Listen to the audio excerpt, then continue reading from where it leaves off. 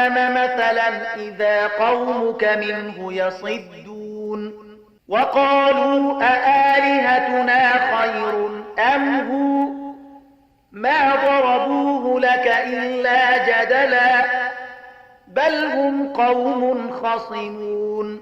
او د عیسی د مریم زوی د مثال وړاندې کولو سره سم ستا د قوم خلکو پر هغه باندې شور زوږ جوړ کړ او وی ویل چې زموږ معبودان ښه دي او که هغه دغه مثال هغوی تا ته محض د خبرو راړولو لپاره وړاندې کړی دی. حقیقت دا دی چې دوی جګړه مار خلک دي. إن هو إلا عبد أنعمنا عليه وجعلناه مثلا لبني إسرائيل.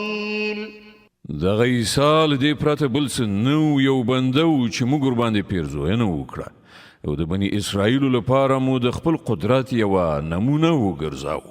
ولو نشاء لجعلنا منكم ملائكة في الأرض يخلفون. که موږ غوښتي وای نو له تاسې نه به مو پرښتې پیدا کړې وې چې په ځمکه کې ستاسې جانشینان وای. وإنه لعلم للساعة فلا تمترن بها واتبعون هذا صراط مستقيم. او هغه یعنی عیسی په اصل کې د قیامت یوه نښانه ده، نو تاسې په هغه کې شک مه کوئ او زما خبره ومنئ، همدغه سمه سیخه لاره ده. ولا يصدنكم الشيطان إنه لكم عدو مبين. داسې د نه وي چې شیطان تاسې سمې لارې نه واړوي چې هغه ستاسې ښکاره دښمن دی. ولما جاء عيسى بالبينات قال قد جئتكم بالحكمة ولأبين لكم بعض الذي تختلفون فيه فاتقوا الله وأطيعون.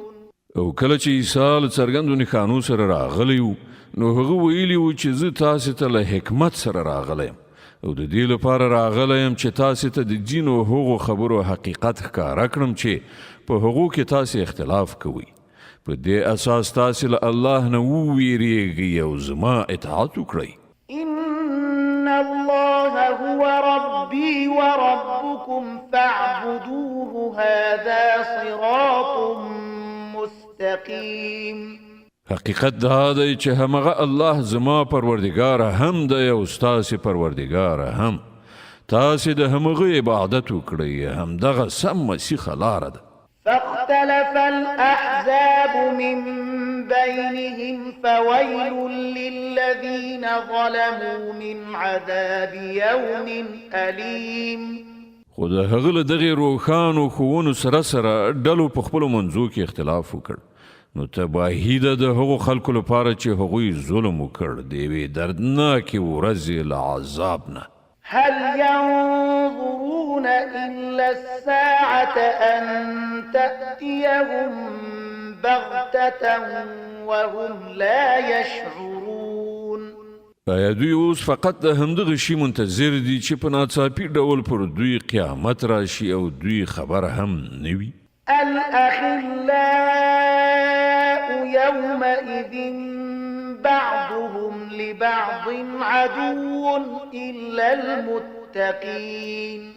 کله چې هغه ورځ راشي نو له تقوادارو خلکو پرته نور ټول دوستان به یو د بل دښمنان شي. يا عباد لا خوف عليكم اليوم ولا أنتم تحزنون الذين آمنوا بآياتنا وكانوا مسلمين ادخلوا الجنة أنتم وأزواجكم تحبرون. په هغه ورځ به هغو خلکو ته چې زمونږ پر آیاتونه ایمان راوړی وو او امر منونکي وو وویل شي چې ای زما بندګانو نن ستاسې لپاره څه ویره نشته او نه به در باندې څه غم راشي، ننوځئ جنت ته تاسې او ستاسې